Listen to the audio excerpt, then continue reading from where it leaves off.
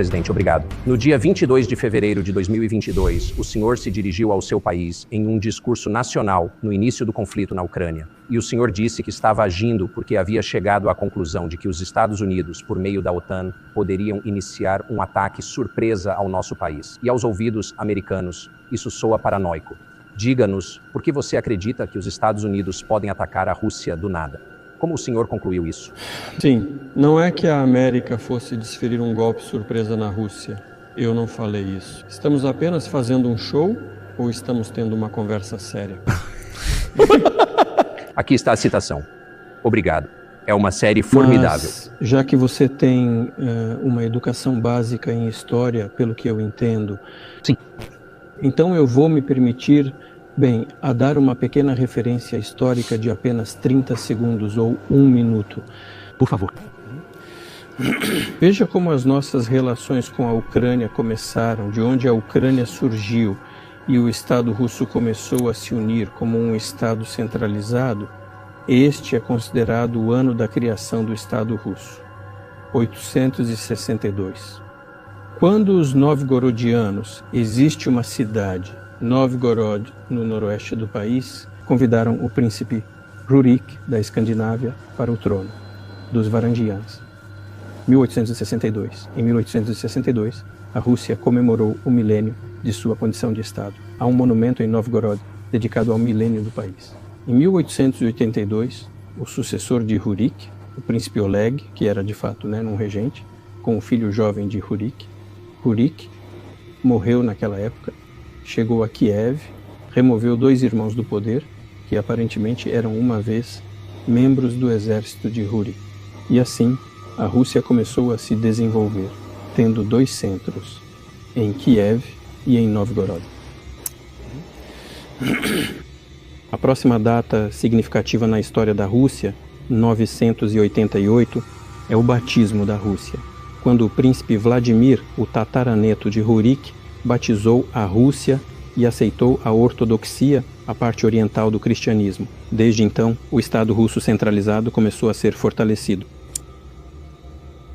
por causa do território unificado, dos laços econômicos unificados, de uma língua e, depois do batismo da Rússia, de uma fé e do poder do príncipe. O Estado russo centralizado começou a se formar, mas por várias razões, depois da introdução do trono de herança, nos tempos antigos, a Idade Média, Yaroslav, o Sábio.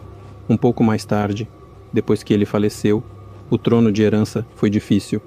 Não foi passado diretamente do pai para o filho mais velho, mas do príncipe que havia falecido para o irmão dele, depois para os filhos, em diferentes linhas. Tudo levou à fragmentação da Rússia, um estado unificado que começou a se formar como um único. Não tem nada de especial nisso, a mesma coisa ocorreu na Europa. No entanto, o fragmentado Estado russo tornou-se presa fácil para o império que já foi governado por Genghis Khan, e seus sucessores, Khan Bati, vieram para a Rússia, saquearam quase todas as cidades, destruíram-nas. A parte sul, onde Kiev ficava, bem como algumas outras cidades, acabaram por perder a independência, e as cidades do norte, elas mantiveram parte de sua soberania, pagaram tributo à horda, mas mantiveram parte da soberania. E então, no centro de Moscou, um Estado russo unificado começou a se formar. A parte sul das terras russas, incluindo Kiev, começou a gradualmente atingir outro imã para o centro que se formava na Europa. Era o lituano, o grande principado lituano. Foi até chamado de lituano russo, porque os russos eram uma parte significativa desse Estado. Eles falavam a antiga língua russa, eram ortodoxos. Mas então ocorreu a união do Grande Ducado da Lituânia e o Reino da Polônia. Poucos anos depois, outra união foi firmada, já na esfera espiritual. E alguns dos padres ortodoxos se subordinaram ao poder do Papa. E assim, essas terras faziam parte do Estado polonês-lituano. Mas os poloneses, por décadas, estiveram engajados na polonização dessa parte da população. Eles introduziram à língua a ideia de que não eram inteiramente russos, que como moravam perto da fronteira, eram ucranianos. A palavra inicial, ucranianos, significava que uma pessoa morava na periferia do estado, perto da fronteira. ou de fato, estava envolvida no serviço de fronteira. Isso não significava nenhum grupo étnico especial. Então, os poloneses estavam em todo lugar e, em princípio, trataram essa parte das terras russas com bastante severidade. Tudo isso levou ao fato de que essa parte das terras russas começou a lutar por seus direitos, e eles escreveram cartas para Varsóvia exigindo que eles fossem enviados para cá, inclusive para Kiev. Não entendi. Pode nos dizer em que período estamos? Estou perdendo a noção de onde estamos na história. Eu a opressão também. polonesa da Ucrânia. No século XIII. Foi no século XIII. Vou contar o que aconteceu em seguida e vou dar datas para não ter confusão. Em 1654, um pouquinho antes, o povo que mandava aqui nessa parte das terras russas apelou para Varsóvia para que mandassem uma carta do povo russo e uma confissão ortodoxa. Quando Varsóvia não deu resposta e praticamente negou os pedidos, eles começaram a apelar para Moscou para que os aceitassem. Para você não achar que eu estou inventando alguma coisa, Dima,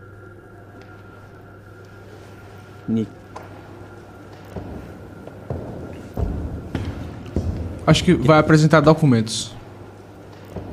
Bom, não parece que você esteja inventando isso. Não sei porque é relevante para o que aconteceu. Não, são documentos do arquivo, cópias. Há cartas de Bogdan Khmelnytsky, um homem que controlava o poder nesta parte das terras russas, que agora chamamos Ucrânia.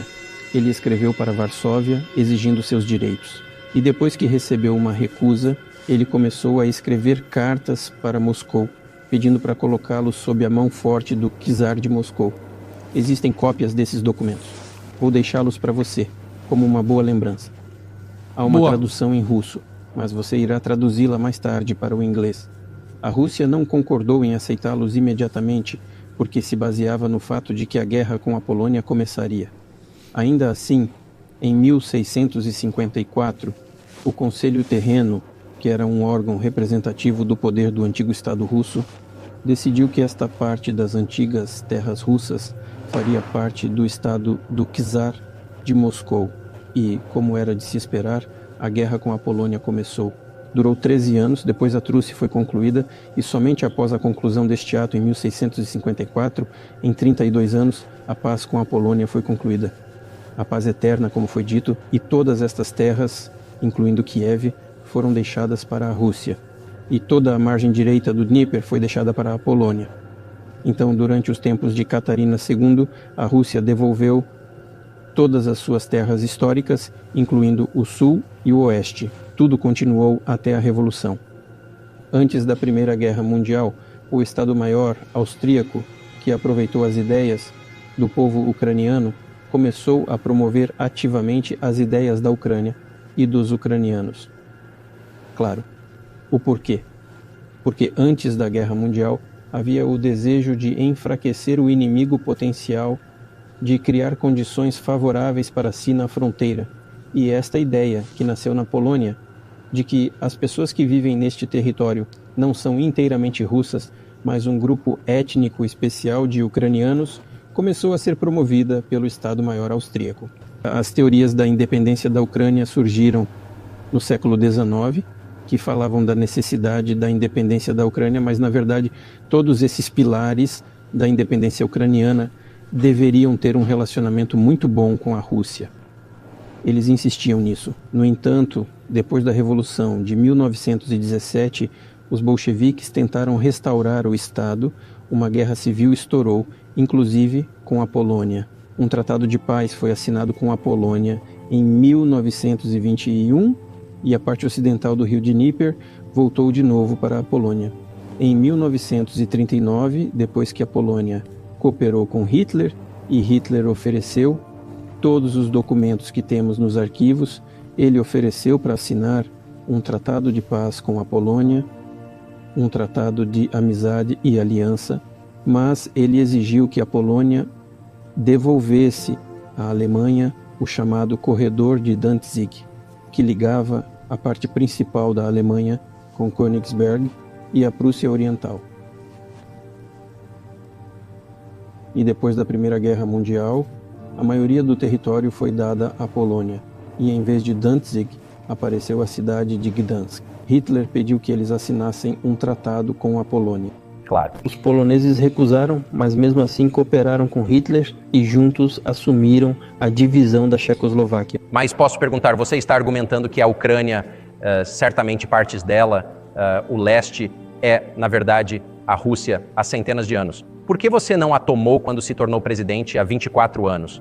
Você possui armas nucleares, eles não. Se realmente é sua terra, por que esperou tanto tempo? Eu vou te dizer. Boa. Eu estou terminando essa referência histórica. Pode até ser chata, mas explica muita coisa. Não é chato, né? Você simplesmente não sabe em que isso é relevante. Bem, ótimo. Então estou muito satisfeito por você ter apreciado tanto. Muito obrigado. Assim, antes da Segunda Guerra Mundial, quando a Polônia cooperou com a Alemanha, ela se recusou a cumprir as exigências de Hitler, mas mesmo assim participou com Hitler da divisão da Tchecoslováquia. Mas como não desistiu do corredor do Danúbio, os poloneses foram obrigados, eles entraram no jogo e obrigaram Hitler a iniciar a Segunda Guerra Mundial com eles. Por que a guerra de 1º de setembro de 1939 começou com a Polônia? Acabou sendo incontestável. Hitler não tinha mais o que fazer e seus planos eram começar pela Polônia. A propósito, a União Soviética se comportou, eu li os documentos de arquivo, se comportou com muita honestidade e a União Soviética pediu à Polônia que enviasse suas tropas para ajudar a Tchecoslováquia. Mas o então ministro das Relações Exteriores da Polônia disse que, mesmo que os aviões soviéticos voem em direção à Tchecoslováquia através do território da Polônia, eles serão abatidos sobre o território da Polônia. Mas isso não importa. O que importa é que a guerra começou e a própria Polônia se tornou vítima da política que levou a cabo em relação à Tchecoslováquia. Porque, de acordo com os conhecidos protocolos de Molotov e Bentrop, parte desses territórios foram para a Rússia, incluindo a Ucrânia Ocidental. A Rússia, sob o nome da União Soviética, retornou assim aos seus territórios históricos. Após a vitória na Grande Guerra Patriótica, como dizemos, a Segunda Guerra Mundial, todos esses territórios foram finalmente garantidos pela Rússia, pela União Soviética. A Polônia, na forma de compensação, deve-se supor, recebeu os territórios ocidentais, anteriormente alemães. Esta é a parte oriental da Alemanha. Parte da terra. Esta é a região ocidental da Polônia hoje. Bem, é claro, devolveram o acesso ao Mar Báltico, devolveram o Danzig, que novamente começou a ser chamado em polonês. Foi assim que esta situação se desenvolveu. E quando a União Soviética foi formada, já era 1922, os bolcheviques começaram a formar a URSS e criaram a Ucrânia Soviética, que ainda não existia. Ao mesmo tempo, Stalin insistiu que essas repúblicas que foram formadas fossem incluídas como instituições autônomas. Mas por alguma razão, o fundador do Estado Soviético, Lenin, insistiu que eles tinham o direito de deixar a União Soviética. E por alguma razão, ele deu à Ucrânia Soviética as terras onde as pessoas viviam, mesmo que nunca tenham sido chamadas de Ucrânia antes.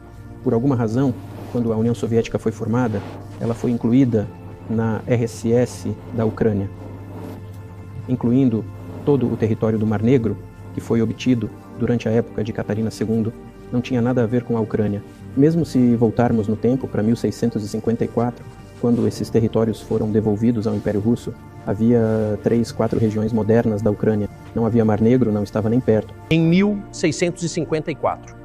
Você obviamente tem conhecimento enciclopédico desta região, mas por que não defendeu nos primeiros 22 anos como presidente que a Ucrânia não era um país de verdade? A Ucrânia Soviética obteve uma enorme quantidade de territórios, que não tinham nada a ver com isso, especialmente durante o Mar Negro. Certa vez, quando a Rússia os obteve como resultado das guerras russo-turcas, eles foram chamados de Novorossia, mas isso não importa. O que importa é que Lenin, o fundador do Estado Soviético, criou a Ucrânia dessa maneira. E durante muitas décadas, a RSS ucraniana estava se desenvolvendo como parte da URSS. E os bolcheviques, por alguma razão, estavam engajados na ucranização. Não só porque eram da Ucrânia, mas também por causa da política de colonização ucraniano-ucraniana. Foi o caso da Ucrânia e de outras repúblicas soviéticas.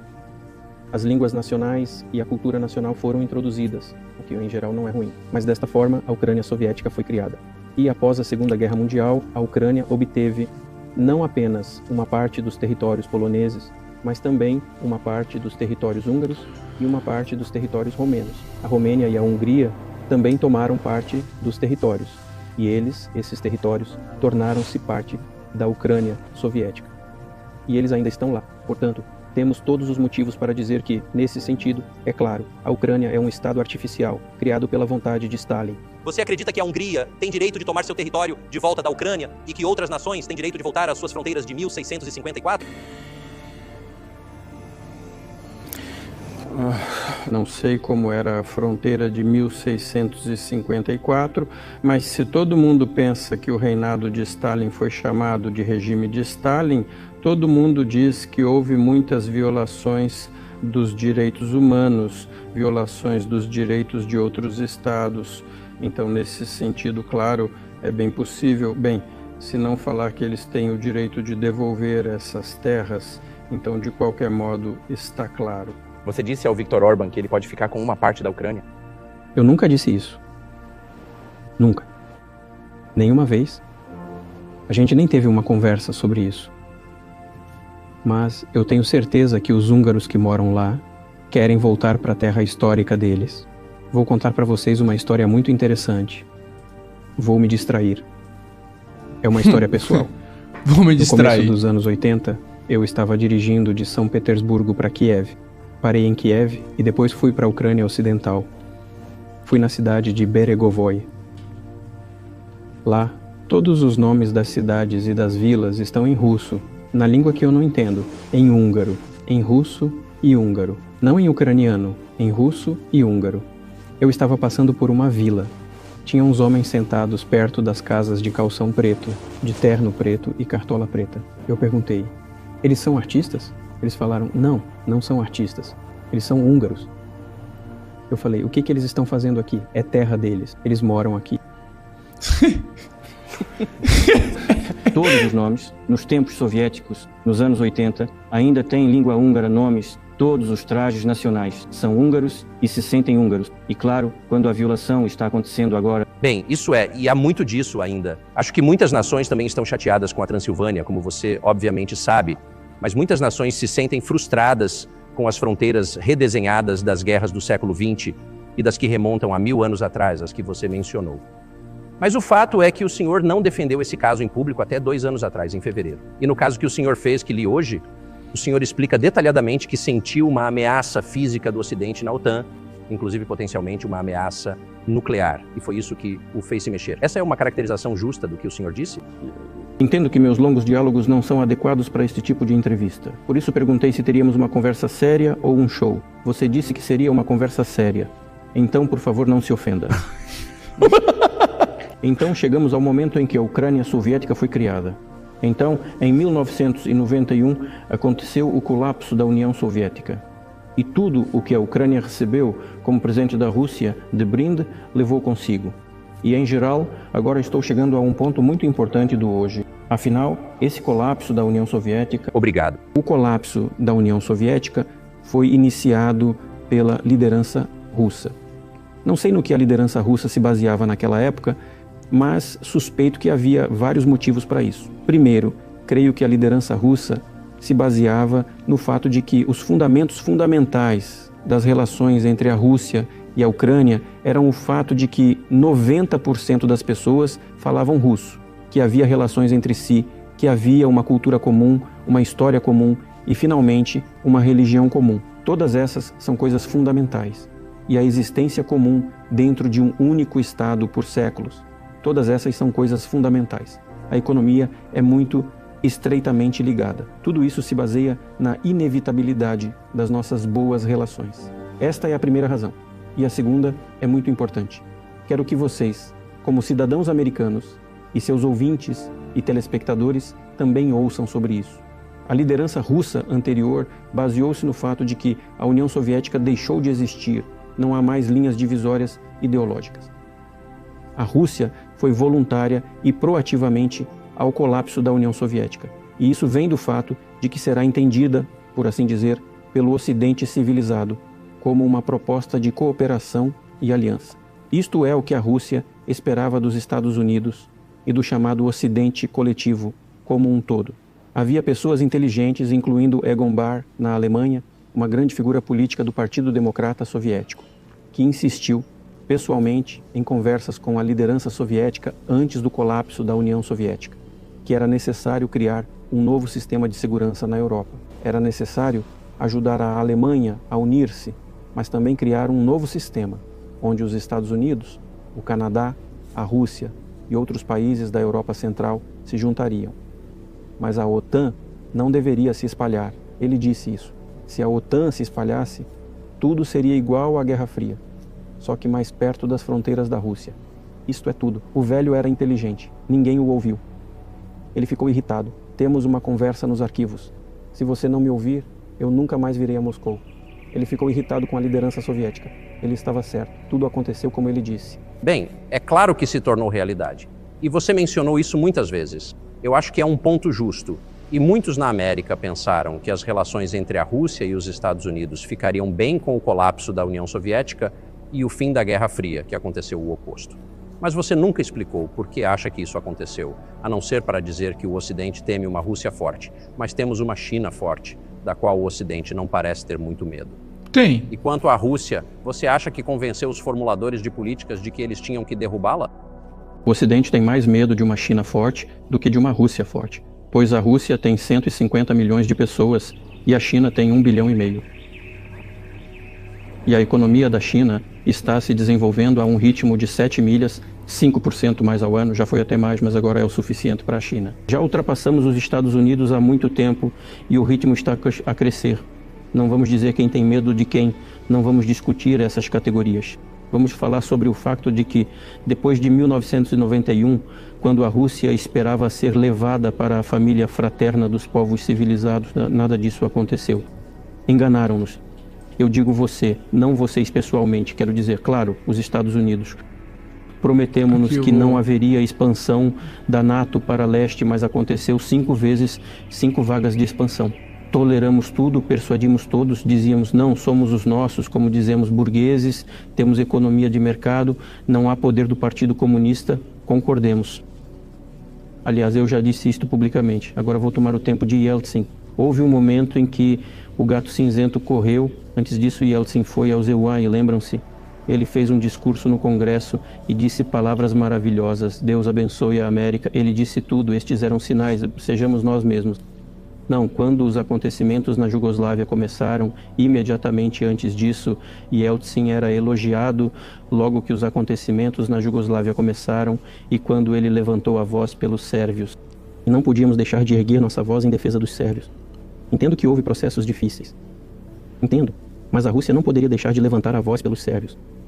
Porque os sérvios são uma nação especial, próxima de nós, cultura ortodoxa e por aí vai.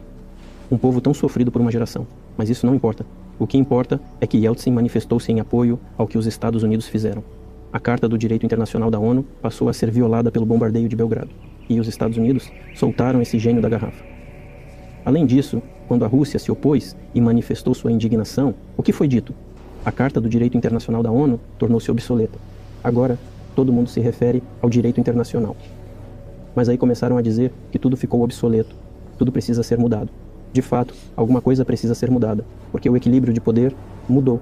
Isso é verdade, mas não dessa maneira. No entanto, aliás, o Yeltsin foi logo acusado de estar cuspindo no prato que comeu, dizendo que era um alcoólatra, que não entendia nada, que não fazia sentido.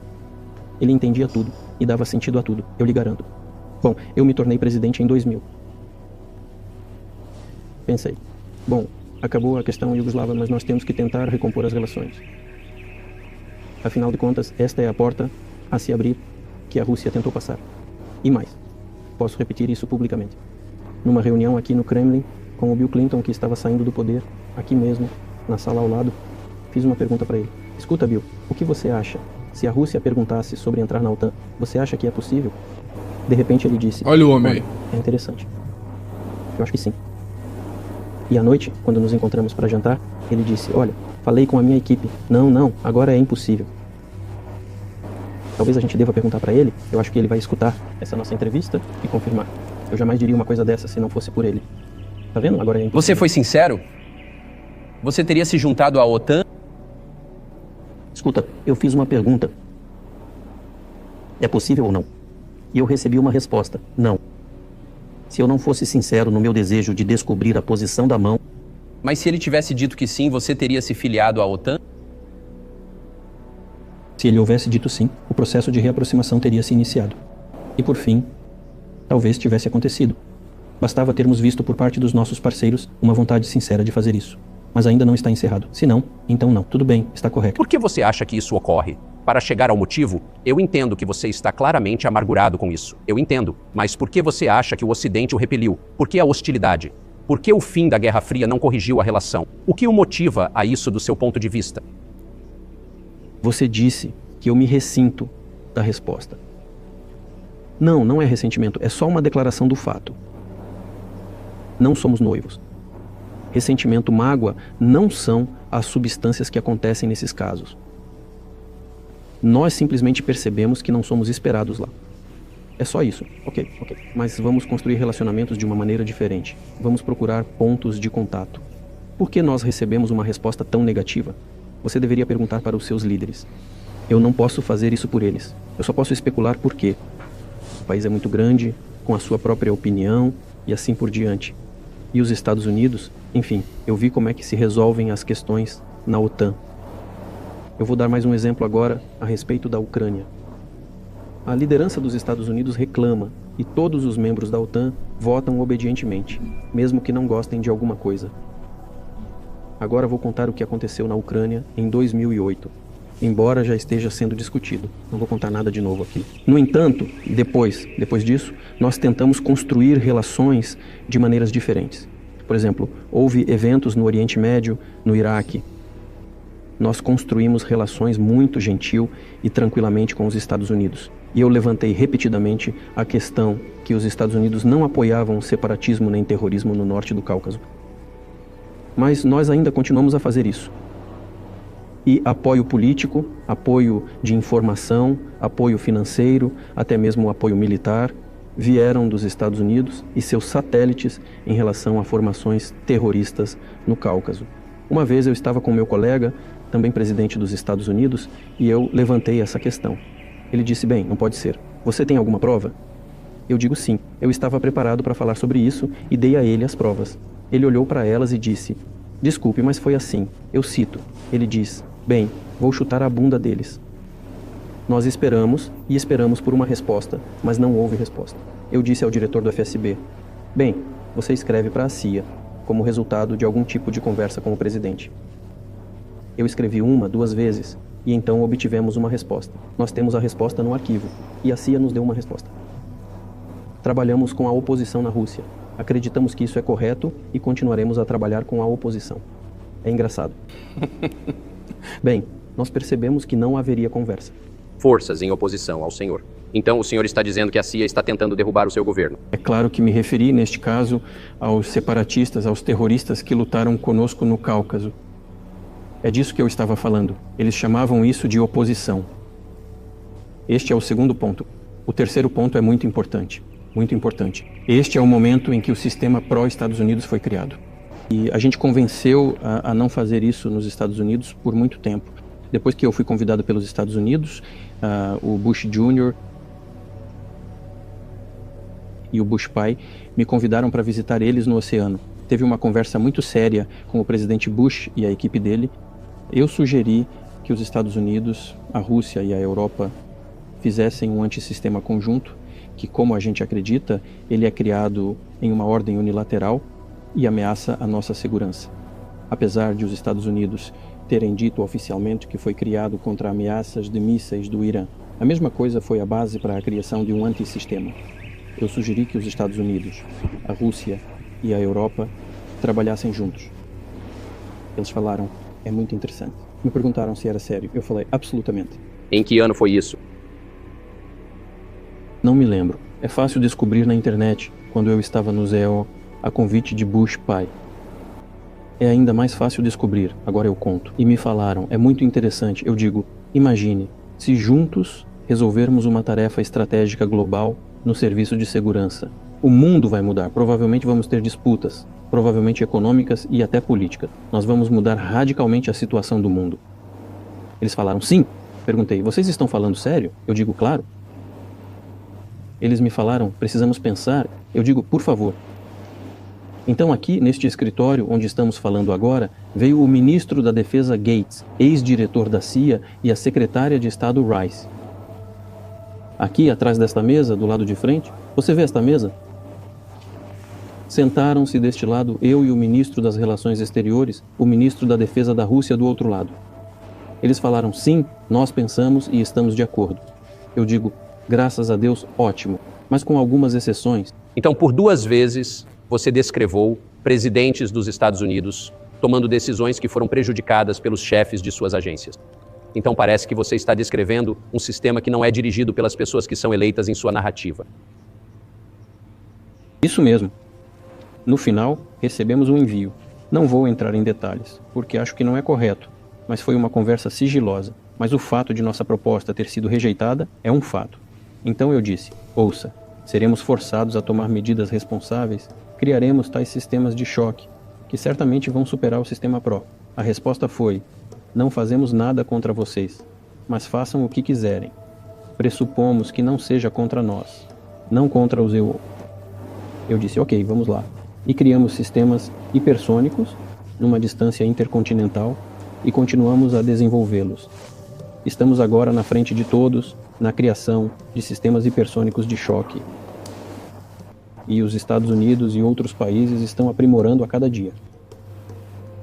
Mas nós não fizemos. Nós nos oferecemos para ir por outro caminho, mas eles nos rejeitaram. Agora, sobre a decisão da OTAN de ir para o leste. Mas Corrida armamentista. Nenhuma OTAN para ir para o leste. Não haverá um palmo para o leste, como nos disseram. Mas eles não registraram no papel.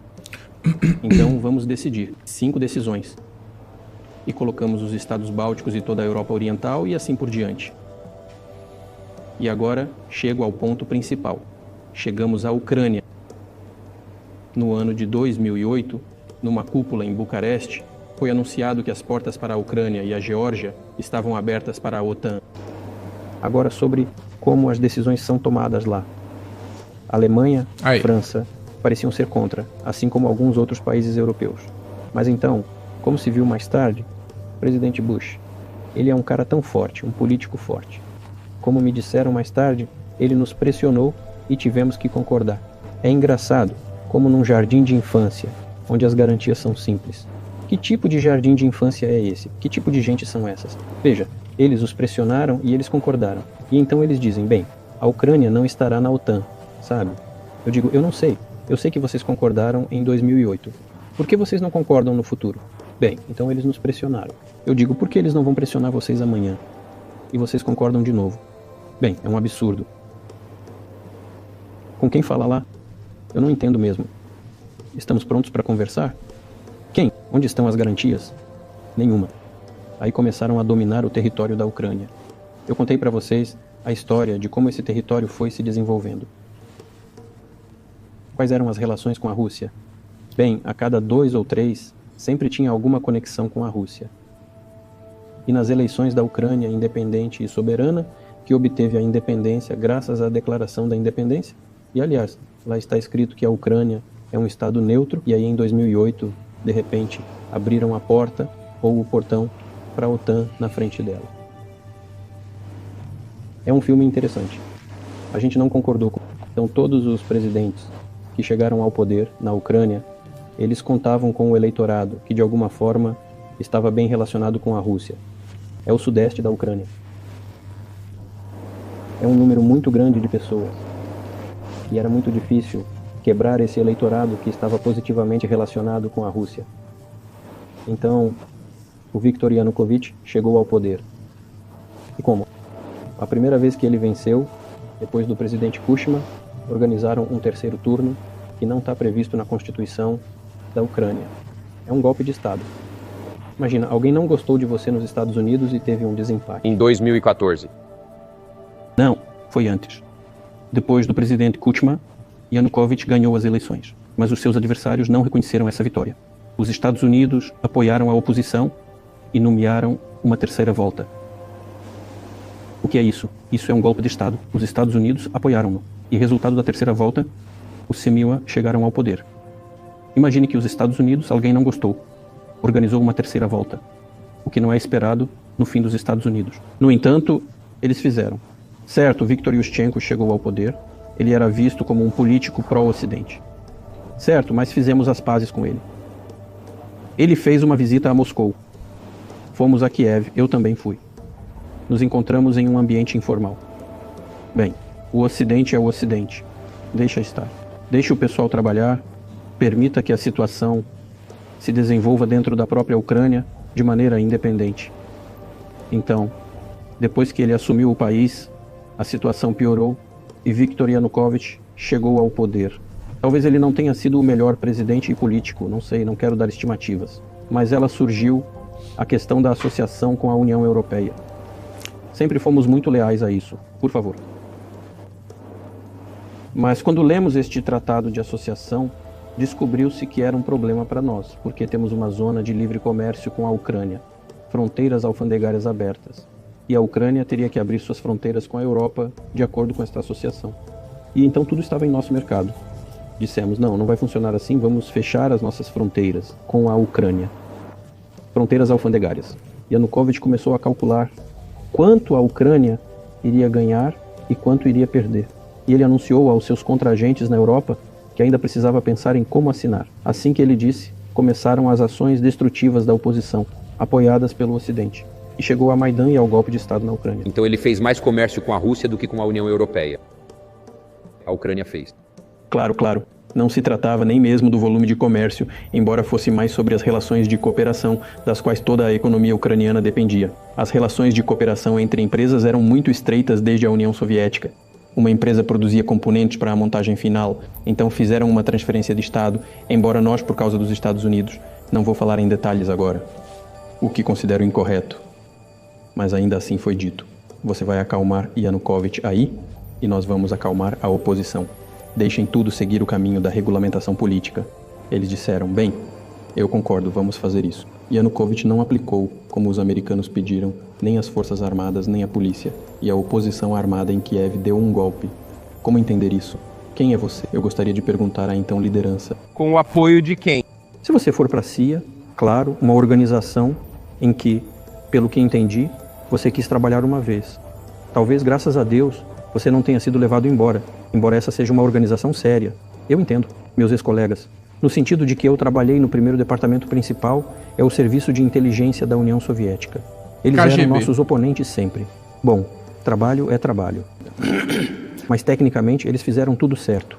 Eles alcançaram o que queriam. Eles mudaram o governo.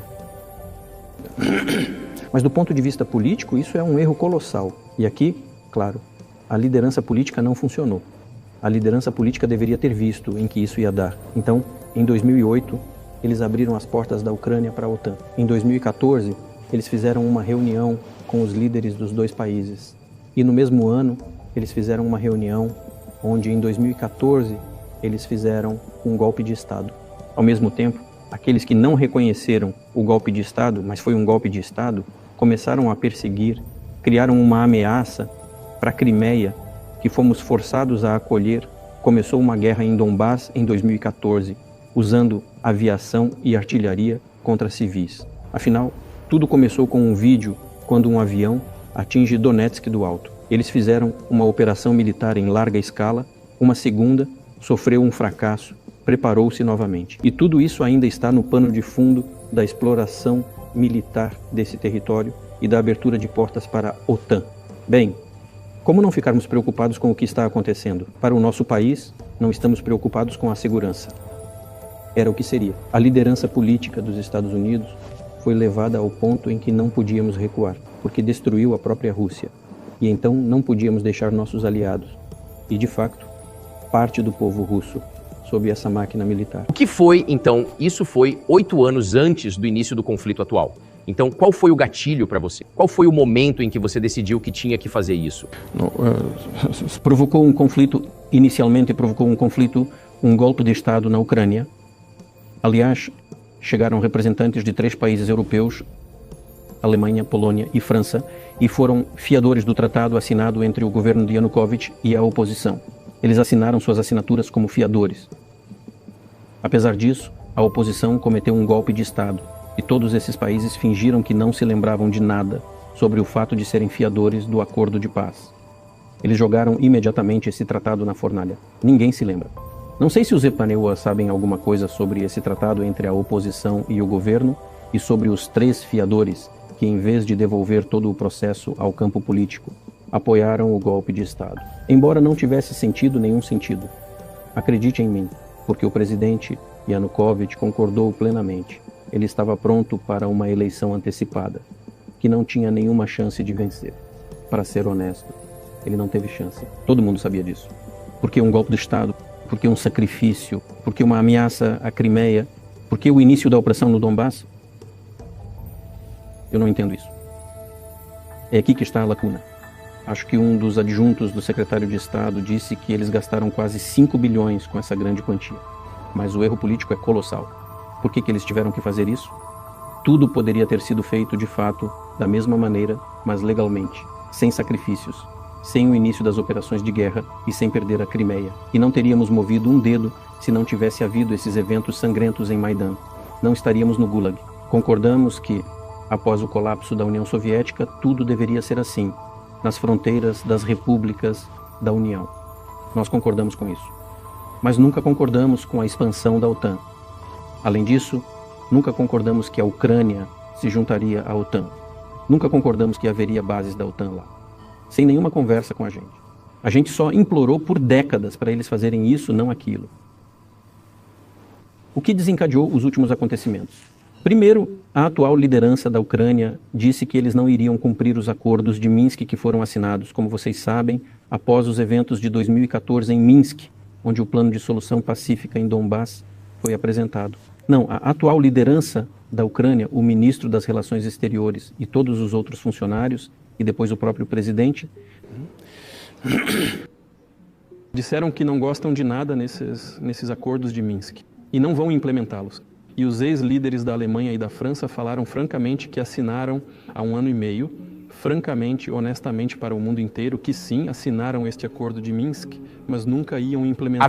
Fomos simplesmente levados pelo nariz. Havia alguém para você conversar? Você ligou para um presidente do ZEUA, para o ministro das Relações Exteriores e disse: se você continuar militarizando a Ucrânia com forças da OTAN, isso vai ficar...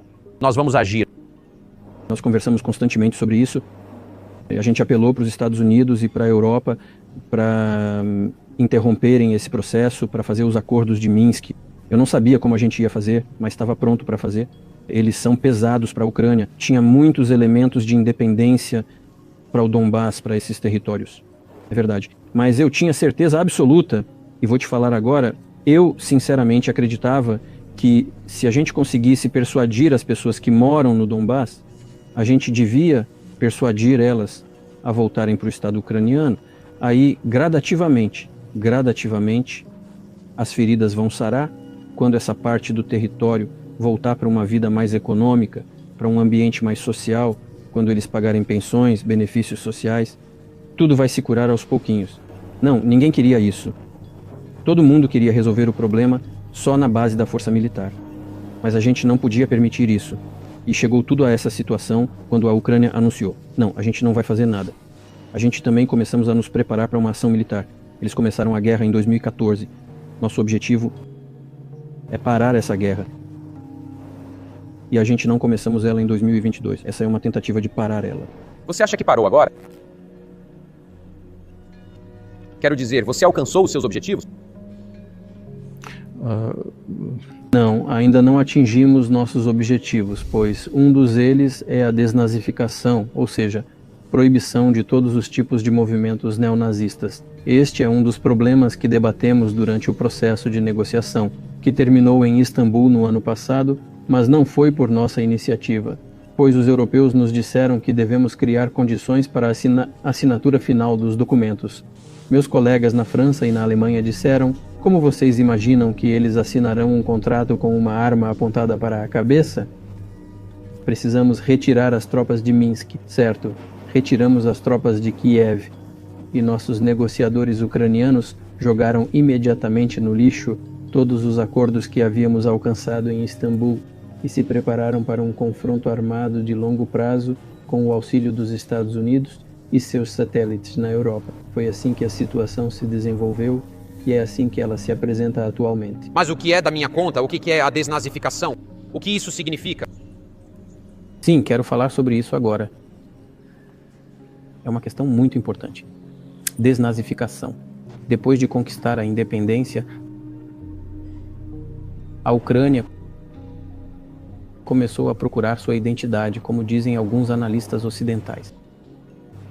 e não pensou em nada melhor do que colocar à cabeça dessa identidade, não, um dos falsos heróis que cooperaram com Hitler. Já disse que no início do século XIX, quando surgiram os teóricos da independência e soberania da Ucrânia, eles vieram do fato de que a Ucrânia, um país independente, deveria ter um relacionamento muito bom e gentil com a Rússia, mas devido ao desenvolvimento histórico, quando este território fazia parte da comunidade da Polônia, os ucranianos foram perseguidos com bastante crueldade. Os ismaelitas tentaram destruir essa identidade e se comportaram de maneira muito cruel. Tudo isso ficou na memória do povo, e quando a Segunda Guerra Mundial começou, parte dessa elite extremamente nacionalista começou a cooperar com Hitler, assumindo que Hitler lhes traria a liberdade. E as tropas alemãs, mesmo as tropas da SS, fizeram o trabalho mais sujo de destruir a população polonesa e judaica, entregando-o aos colaboradores que colaboraram com Hitler. E aí começaram os massacres brutais contra as populações polonesa e judaica. Os líderes desses massacres eram figuras conhecidas como Bandera e Shushkevich. Essas pessoas foram transformadas em heróis nacionais. É esse o problema. E ficamos ouvindo sempre dizer que no nacionalismo e no neonazismo existem em outros países. Sim, existem russos, mas nós reprimimos. E em outros países eles são reprimidos, mas não na Ucrânia. Na Ucrânia eles se tornaram heróis nacionais. Erguem monumentos para eles, estão em bandeiras e os seus nomes são gritados na multidão, como na Alemanha nazista. São essas pessoas que destruíram os poloneses, judeus e russos. Precisamos parar com essa prática e essa teoria. Claro, qualquer nação, ela cresceu, se considera um pedaço do povo. Eu digo que isso é um pedaço do povo russo geral. Eles dizem, não, nós somos um povo separado. Tá certo, se alguém se considera um povo separado, ele tem o direito de se considerar, mas não baseado no nazismo, tá? Ideologia nazista. Ficaria satisfeito com o território que tem agora? Não, vamos terminar agora. Você fez uma pergunta sobre neonazismo e desnazificação. Veja bem, o presidente da Ucrânia veio ao Canadá, isso é bem conhecido, mas é abafado no Ocidente, e apresentaram no parlamento canadense uma pessoa que, como disse o presidente do parlamento, lutou durante a Segunda Guerra Mundial contra os russos. Bem, quem lutou contra os russos durante a Segunda Guerra Mundial? Hitler e seus capangas. Descobriu-se que este homem serviu nas tropas da SS. Ele pessoalmente matou russos, poloneses e judeus. As tropas SS, formadas por nacionalistas ucranianos, eles estavam envolvidos nesse trabalho sujo. O presidente da Ucrânia levantou-se junto com todo o parlamento do Canadá e aplaudiu este homem. Como é possível imaginar uma coisa dessas? A propósito, o próprio presidente da Ucrânia é judeu.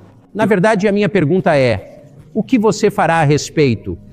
Quer dizer, Hitler está morto há 80 anos, a Alemanha nazista não existe mais. Isso é verdade.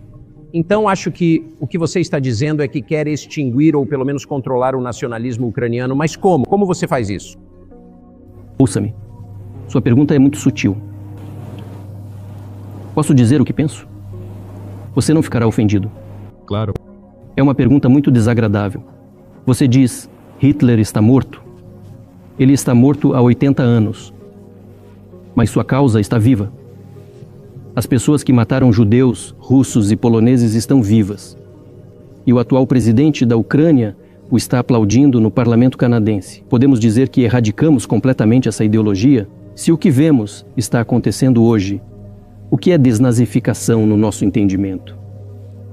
Precisamos nos livrar dessas pessoas que deixam essa teoria e prática vivas e tentam preservá-la. Isso é o que é desnazificação. Isso é o que queremos dizer com isso. Certo. A minha pergunta foi um pouco mais específica. Claro que não foi uma defesa dos nazis, sejam eles neonazis ou não. Era uma questão prática. Você não controla o país inteiro. Você não controla Kiev. Parece que você não quer controlar. Então, como se elimina uma cultura, uma ideologia, sentimentos ou uma visão da história num país que você não controla? O que você faz a respeito disso? Mas, sabe, por mais estranho que possa parecer, durante as negociações em Istambul, nós realmente concordamos que tudo isso está por escrito, que na Ucrânia não será cultivado o neonazismo, inclusive será proibido a nível legislativo. Senhor Carça, nós concordamos com isso, né? Acontece que isso pode ser feito durante o processo de negociação e não há nada humilhante nisso para a Ucrânia como um Estado moderno e civilizado. Afinal, será que algum Estado tem permissão para propagar o nazismo? Permissão? Haverá negociações e por que não houve conversas para resolver o conflito na Ucrânia? Tratativas de paz? Eles chegaram a um estágio muito avançado de acordo sobre a posição de um processo complexo, mas mesmo assim eles estavam praticamente concluídos. Mas depois que retiramos as tropas de Kiev, eu já disse, o outro lado, ou seja, na Ucrânia, descartou todos esses acordos e acatou as instruções dos países ocidentais, europeus e Estados Unidos, para lutar contra a Rússia até o fim vitorioso. E mais, o presidente da Ucrânia proibiu legalmente as negociações com a Rússia, ele assinou um decreto proibindo todos de negociar com a Rússia. Bem, como vamos negociar se ele mesmo se proibiu a todos? Sabemos que ele apresenta algumas ideias sobre esse acordo, mas para chegar a um acordo sobre algo é preciso conduzir um diálogo, não é assim? Quando foi a última vez que você falou com o presidente da Ucrânia? Bem, já nem me lembro da última vez que falei com ele, não me recordo mesmo, dá pra verificar isso lá. Você não se lembra? Sim, não, mas o quê? Eu tenho que me lembrar de tudo, eu tenho muitos assuntos próprios para tratar, nós temos questões políticas internas. Bem, ele está financiando a guerra em que você está lutando, então eu acho que isso deveria ser memorável. Bem, sim, ele financia, mas quando falei com ele foi antes do início da operação militar especial, é claro. E a propósito, eu disse a ele na época, não vou entrar em detalhes, nunca faço isso, mas eu disse a ele então, acredito que você está cometendo um enorme erro de proporções históricas. O que foi que ele disse? Pergunte a ele, por favor. Para ele é fácil, já que você é cidadão dos Estados Unidos. Vai e pergunte, pois não seria apropriado eu comentar. Mas você não fala com ele desde antes de fevereiro de 2022? Não, nós não conversamos, mas temos certos contatos.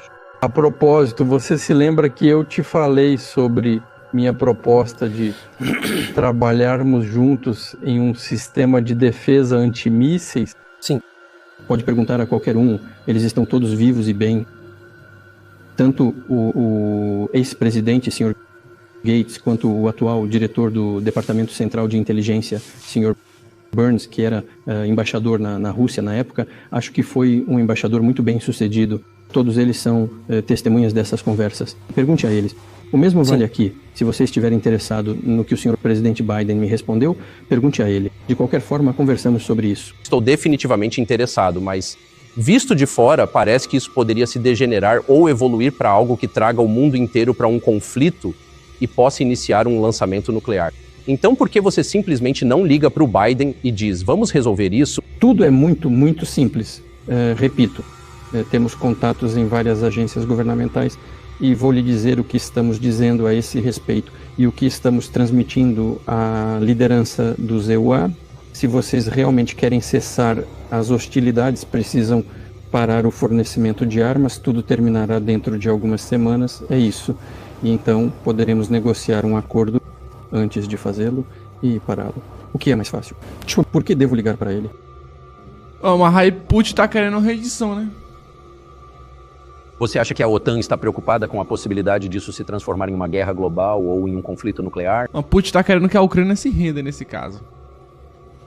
De qualquer forma, eles estão falando sobre isso, tentando intimidar sua própria população com uma suposta ameaça russa. Isso é um fato óbvio. E pessoas que pensam por si mesmas percebem isso. Bem, não as pessoas comuns, mas sim as pessoas pensantes. Os analistas, aqueles que estão realmente envolvidos na política, enfim, simplesmente as pessoas inteligentes compreendem perfeitamente que isso é uma farsa, que a ameaça russa está sendo exagerada. A ameaça a que você está se referindo é uma invasão russa da Polônia, Letônia. Um comportamento expansionista. Você consegue imaginar um cenário em que a Rússia enviaria tropas para a Polônia? Apenas em um caso, se houver um ataque à Rússia vindo da Polônia.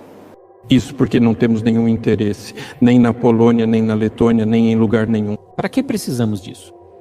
Não temos nenhum interesse. Bem, o argumento, e eu sei que você sabe disso, é que ele invadiu a Ucrânia e tem ambições territoriais em todo o continente, mas você está afirmando categoricamente que não é o caso.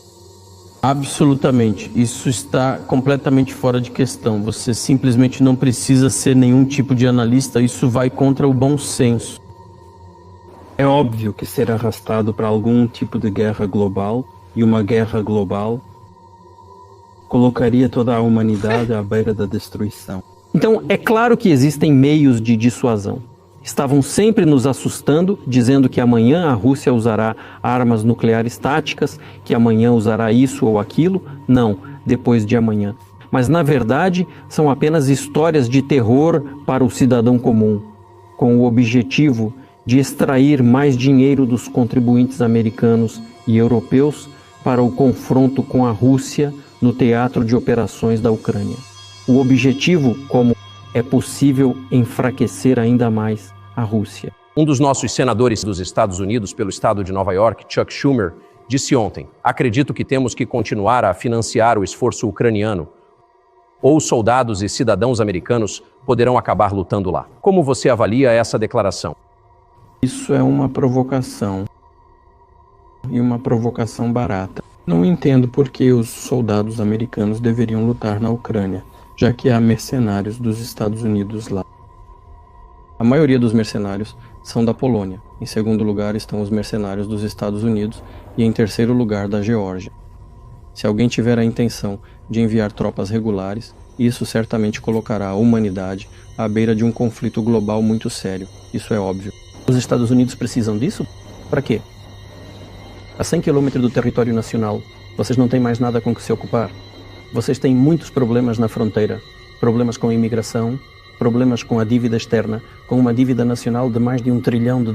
Não há mais nada para fazer? Precisam ir lutar na Ucrânia? Não seria melhor chegar a um acordo com a Rússia? Chegar a um acordo já entendendo a situação que está se desenvolvendo hoje em dia, entendendo que a Rússia lutará pelos seus interesses até o fim, entendendo isso, ainda assim começar a voltar ao bom senso, começar a respeitar nosso país, seus interesses, buscar algumas soluções. Me parece que isso é muito mais inteligente.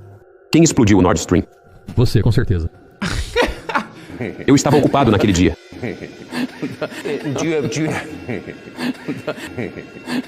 Você tem um álibi? Eu não explodi o Nord Stream. Mas a CIA não tem um álibi.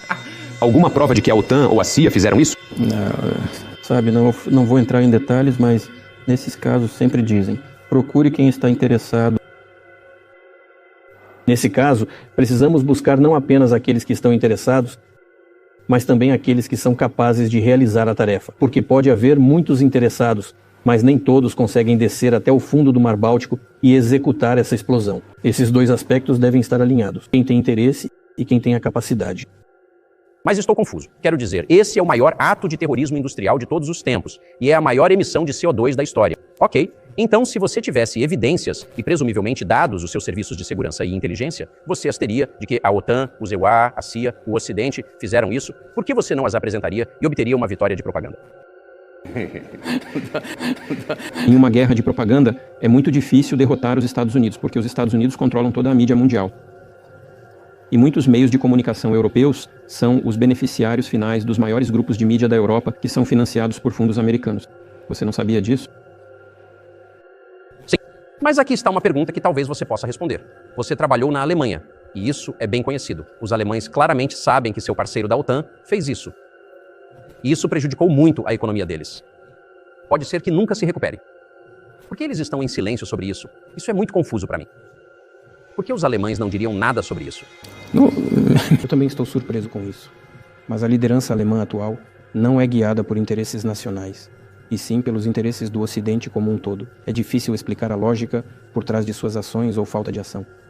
Afinal, não se trata apenas do Nord Stream 2, que foi explodido, mas um dos dutos ainda está intacto e operacional, sendo possível fornecer gás para a Europa. Mas a Alemanha não o abre. Nós estamos prontos, por favor. Existe outra rota através da Polônia, chamada Yamal Europa. A Polônia fechou essa rota. mas a Polônia ela está prejudicando os alemães. Os fundos da UE estão recebendo dinheiro. E o principal contribuinte para os fundos da UE é a Alemanha. A Alemanha está financiando a Polônia, mesmo depois deles terem fechado a rota para a Alemanha. Por quê? Eu não entendo. A Ucrânia, para onde os alemães enviam armas e dinheiro, é o segundo maior beneficiário dos fundos da UE. 2 rotas de gás passam pela Ucrânia. Eles fecharam uma delas. Ucranianos, por favor, abram a segunda rota. Obtenham gás da Rússia. Eles não abrem. Por que os alemães não dizem, nós lhes damos dinheiro e armas? Por favor, abram a válvula. Obtenham gás da Rússia. Nós compramos gás por um preço 3 vezes maior do que no resto da Europa. Isso reduz nossa competitividade e economia a zero. Vocês querem que a gente dê dinheiro para vocês? Então deixem a gente viver normalmente, deixem a nossa economia ganhar dinheiro, pois é de lá que a gente dá dinheiro para vocês. Mas não, eles não fazem isso. Por quê?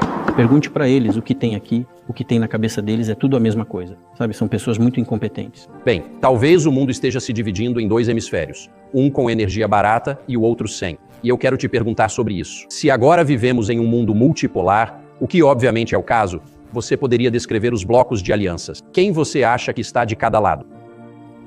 Nossa, que pergunta boa. Ouça, você disse que o mundo está dividido em 2 hemisférios. A cabeça é dividida em 2 hemisférios. Um é responsável por uma esfera de atividade, o outro é mais criativo e assim por diante. Mas ainda assim é uma só cabeça. Precisamos que o mundo esteja unido, que tenha uma segurança comum, não calculada apenas para esse bilhão privilegiado. Só então o mundo será estável, sólido e previsível. Quando a cabeça está dividida em 2 partes, é uma doença grave. O mundo está passando por esse período de grave enfermidade, mas acredito que graças ao jornalismo honesto, eles trabalham como médicos. Talvez possamos de alguma forma conectar tudo isso. Bem, vamos dar apenas um exemplo, né? O dólar americano, que de certa forma uniu o mundo de várias maneiras, talvez não em seu benefício, mas certamente não no nosso. Será que ele vai deixar de ser a moeda de reserva, a moeda universalmente aceita? Como você acha que as sanções mudaram a posição do dólar no mundo? Sabe, este é um dos erros estratégicos mais brutais da liderança política dos Estados Unidos. O uso do dólar como ferramenta de política externa. O dólar é a base do poder americano. Acho que todos entendem isso perfeitamente. Não importa o quanto o dólar seja impresso, ele é distribuído por todo o mundo. A taxa de inflação do EUA é mínima, 3% ou 3,4%. 3%. Aproximadamente 3,4%. É totalmente aceitável para os Estados Unidos, mas eles imprimem dinheiro sem parar. É claro, de que dívida de 33 trilhões estamos falando? Isso é emissão monetária. No entanto, essa é a principal arma para a manutenção do poder dos EMUA no mundo. Assim que a liderança política decidiu usar o dólar como ferramenta de luta política, eles desferraram um golpe no poder americano. Não quero usar nenhuma expressão literária, mas é uma estupidez e um erro enorme. Veja o que está acontecendo no mundo. Mesmo entre os aliados dos EUA, as reservas em dólares estão sendo reduzidas. Todo mundo está observando o que está acontecendo e buscando maneiras de se proteger. Mas, se os EUAs aplicarem medidas restritivas como um limite de transações, congelamento de ativos, etc., é um grande alarme e um sinal para o mundo inteiro. O que está acontecendo na Rússia? Até 1922, 80% do comércio exterior russo era em dólares e euros. Ao mesmo tempo, o dólar representava cerca de 50% nas nossas contas com países terceiros. E agora, eu acredito que restam apenas 13%. Mas nós não proibimos o uso do dólar. Nós não nos esforçamos para isso. Os ECOCEUA decidiram limitar nossos cálculos em dólares, do ponto de vista dos interesses dos Estados Unidos, dos contribuintes americanos, porque é um golpe para a economia dos ECOWAR. Isso enfraquece o poder dos Estados Unidos no mundo. Agora, nossos cálculos nossos cálculos em yuan eram de aproximadamente 3%. Agora, 34% estamos contabilizando em rublos e cerca de 34% em yuan. Por que os Estados Unidos fizeram isso? Eles provavelmente pensaram que tudo iria desmoronar. E além disso, veja, outros países, incluindo países produtores de petróleo, já estão calculando a venda de petróleo em yuan. Você entende o que está acontecendo ou não? Alguém nos Estados Unidos entende que o que vocês estão fazendo é cortar o próprio pescoço? Isso é algo que todos os especialistas sempre dizem. Se você perguntar a qualquer pessoa inteligente e pensante nos Estados Unidos o que o dólar significa para os IEUA, vocês mesmos estão matando. Acho que essa é uma avaliação justa. A questão é o que vem a seguir e talvez você troque uma potência colonial por outra muito menos sentimental e indulgente. Correm o risco de serem completamente dominados pela economia chinesa de uma forma que não é boa para a sua soberania? Você se preocupa com isso? Essas histórias de terror são bem conhecidas por nós. Isso é uma história de terror. Somos vizinhos da China, e vizinhos, assim como parentes próximos, não se escolhem. Temos uma fronteira comum de 1.000 quilômetros, isso é o primeiro ponto. Segundo, estamos acostumados a coexistir ao longo dos séculos. Em terceiro lugar, a filosofia da política externa da China não é agressiva. Ela sempre busca o pensamento de política externa da China sempre busca um compromisso, e nós vemos isso. Bem, o próximo ponto é o seguinte. Estamos sempre ouvindo e agora vamos tentar apresentar essa história assustadora de uma forma mais suave, mas ainda assim é a mesma história assustadora. O volume de cooperação com a China está crescendo, e a taxa de crescimento da cooperação entre a China e a Europa é maior e mais alta do que a taxa de crescimento da cooperação entre a China e a Federação Russa. Pergunte aos europeus, eles não estão com medo? Talvez estejam com medo, não sei, mas estão tentando entrar no mercado chinês, custe o que custar, especialmente agora que estão enfrentando problemas econômicos e as empresas chinesas estão conquistando o mercado europeu. E não é como se houvesse pouca presença de negócios chineses nos EBAMs, não é? As decisões políticas são tais que eles estão tentando limitar a cooperação com a China. Você está prejudicando a si mesmo ao limitar a cooperação com a China. Você está se prejudicando. Esta é uma área delicada e não há soluções lineares simples aqui, assim como ocorre com o dólar. Portanto, antes de impor quaisquer sanções ilegítimas do ponto de vista da Carta das Nações Unidas, é preciso pensar com muito cuidado. Na minha opinião, aqueles que tomam essa decisão é que têm problemas com isso. Então você mencionou há pouco que o mundo seria muito melhor se não estivesse dividido em alianças concorrentes, se houvesse cooperação global. Uma das razões pelas quais isso não acontece é porque o atual governo americano é totalmente contra você. Você acredita que se houvesse uma nova administração após Joe Biden, seria possível restabelecer a comunicação com o governo dos Estados Unidos, não é? Ou será que não faz diferença quem é o presidente? Vou dizer agora, mas para concluir a questão anterior, nós estabelecemos uma meta de 200 bilhões de dólares com o meu colega, amigo e presidente, de que no ano passado, neste ano, deveríamos alcançar 200 bilhões de dólares em volume de comércio com a China, e nós ultrapassamos essa marca. De acordo com nossos dados, já são 230 bilhões e de acordo com as estatísticas chinesas, são 240 bilhões de dólares, se for tudo em dólares. Temos um comércio equilibrado. Eles se complementam na esfera da alta tecnologia, na esfera da energia e na esfera do desenvolvimento científico. É muito equilibrado. Quanto aos BRICS em geral, a Rússia assumiu a presidência do BRICS neste ano, e os países do grupo estão se desenvolvendo em um ritmo muito acelerado. Olha, que Deus me livre de cometer um erro, mas em 1992, na minha opinião, a participação dos 7 países na economia mundial era de 47%. Isso foi em 1992, e em 2022 essa participação caiu para algo em torno de 30%. Já a participação dos países do BRICS em 1992 era de apenas 16%. Agora ela ultrapassa o nível de 7. E isso não está relacionado a nenhum evento na Ucrânia. As tendências de desenvolvimento do mundo e da economia mundial são como acabei de mencionar. E isso é inevitável, continuará acontecendo. Assim como o sol nasce, é impossível impedir.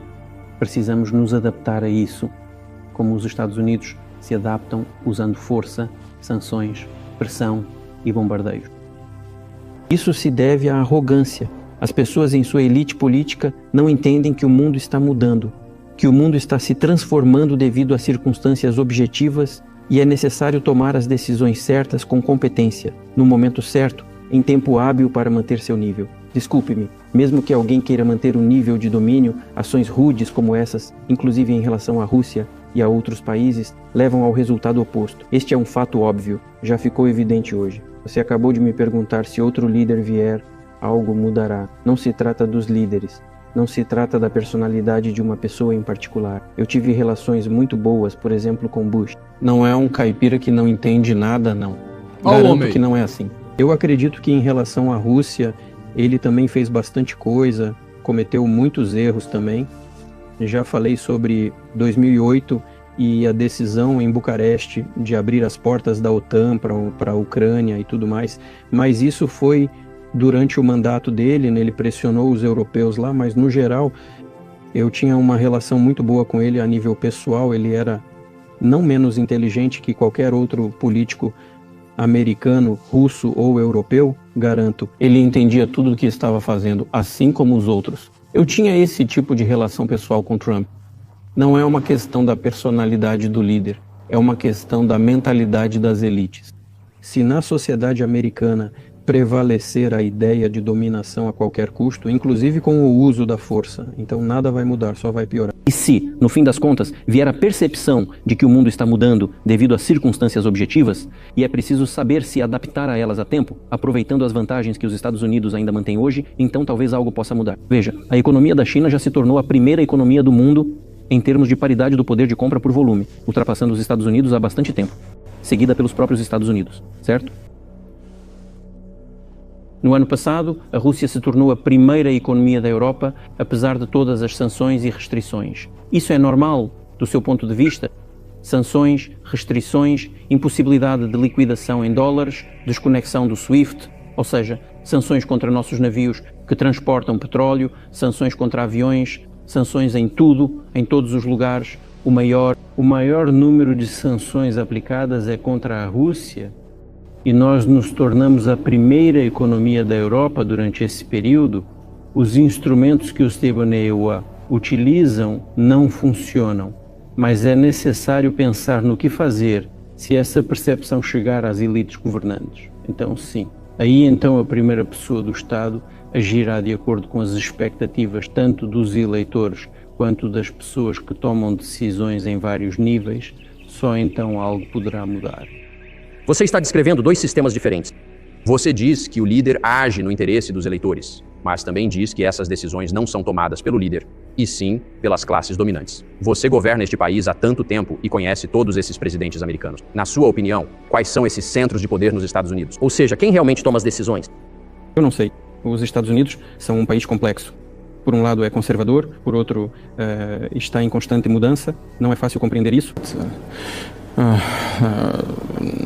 Quem toma as decisões nas eleições? Você consegue entender isso? Cada estado tem sua própria legislação e regulamenta as eleições de forma independente. Quem pode ser impedido de participar das eleições? O sistema eleitoral acontece em duas etapas. É muito difícil de entender esse processo. É claro que existem dois partidos principais, que são dominantes, os republicanos, os democratas, e lá, dentro da estrutura desse sistema partidário, o centro toma decisões, prepara decisões. Então veja, é por isso que nas relações da Rússia após o colapso da União Soviética, na minha opinião, houve políticas tão equivocadas, grosseiras, completamente injustificadas. Nenhuma política sensata foi conduzida, pressão foi exercida porque esta é uma política de pressão. A expansão da OTAN, o apoio aos separatistas no Cáucaso, a criação de um sistema de defesa antimísseis, esses são todos elementos de pressão, pressão, pressão, pressão. Depois arrastar a Ucrânia para a OTAN, é tudo pressão. Por quê? Eu acho que, em parte, é porque foi criado um excesso de capacidade produtiva, por assim dizer, durante a luta contra a União Soviética. Muitos centros diferentes foram criados e especialistas sobre a União Soviética que não sabiam fazer mais nada. Parecia-lhes que estavam convencendo a liderança política de que era necessário continuar atacando a Rússia, tentar destruí-la completamente, ou seja, criar vários quase-estados neste território e subordiná-los a si mesmos. Usar seu potencial combinado para a luta, para a futura luta contra a China, isso é um erro, em parte está associado ao potencial excessivo daqueles que trabalharam no confronto com a União Soviética. É necessário se livrar disso, deve haver novas forças frescas, pessoas que olhem para o futuro e entendam o que está acontecendo no mundo. Veja a Indonésia, como está se desenvolvendo, 600 milhões de pessoas. Para onde fugir disso? Não há para onde. É preciso simplesmente partir do fato de que a Indonésia vai entrar ela já está entrando no clube das principais economias do mundo, não importa o que aconteça, se alguém gosta ou não. Sim, nós entendemos, estamos cientes de que nos Estados Unidos, apesar de todos os problemas econômicos, afinal a situação nos Estados Unidos é normal e a economia está crescendo decentemente, cerca de 2% do PIB, eu acho.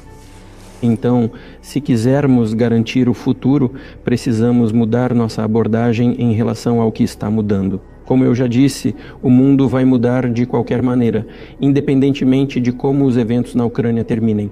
O mundo está mudando e precisamos entender isso bem. Nos próprios Estados Unidos, os especialistas escrevem que o país está gradualmente mudando sua posição no mundo. Os próprios especialistas americanos escrevem isso. Eu apenas os leio. A questão é apenas como isso vai acontecer, de forma dolorosa, rápida ou suave e gradualmente. E isso é escrito por pessoas que não são anti-americanas, elas apenas observam as tendências de desenvolvimento no mundo, é só isso.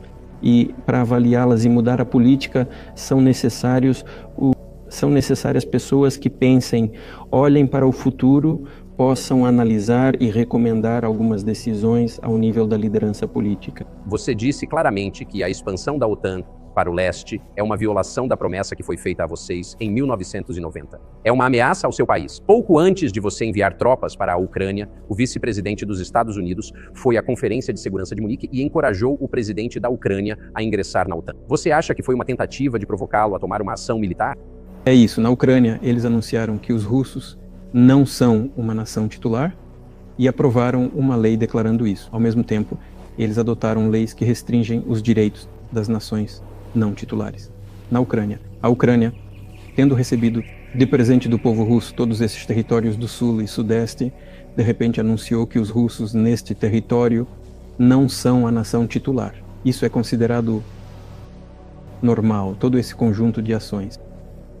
Isso provocou a decisão de encerrar a guerra iniciada pelos neonazistas na Ucrânia em 2014 por meios armados. Você acha que Zelensky tem liberdade para negociar um acordo e resolver esse conflito? Eu não sei os detalhes, é claro que é difícil para mim julgar, mas acho que de qualquer forma, isso aconteceu. Meu pai já lutou contra os fascistas e nazistas durante a Segunda Guerra Mundial. Uma vez conversei com ele sobre isso. Eu disse, o que você está fazendo? Por que você apoia os neonazistas na Ucrânia hoje, quando seu pai lutou contra o fascismo? Ele é um veterano de guerra. Eu não vou dizer o que ele respondeu. Esse é um assunto à parte. Eu acho isso inapropriado. Mas quanto à liberdade de escolha, por que não? Ele chegou ao poder com as expectativas do povo ucraniano de que traria paz à Ucrânia. Ele falou sobre isso e foi por isso que venceu as eleições com uma enorme vantagem. Então, quando ele chegou ao poder, ele entendeu duas coisas, na minha opinião. Primeiro, é melhor não entrar em conflito com neonazistas e nacionalistas, porque eles são agressivos, muito ativos, e pode-se esperar qualquer coisa deles. E em segundo lugar, o Ocidente, liderado pelos Estados Unidos, os apoia e sempre apoiará aqueles que lutam contra a Rússia. Isso é vantajoso e seguro. Então ele assumiu a posição correspondente, apesar da promessa feita ao seu povo de parar a guerra na Ucrânia. Ele enganou seus eleitores. Mas você acha que neste momento, em fevereiro de 2024, ele tem a liberdade, a autonomia para falar diretamente com você ou com o seu governo sobre colocar um fim nisso, que claramente não está beneficiando nem o país dele, nem o mundo? Você acha que ele é capaz de fazer isso?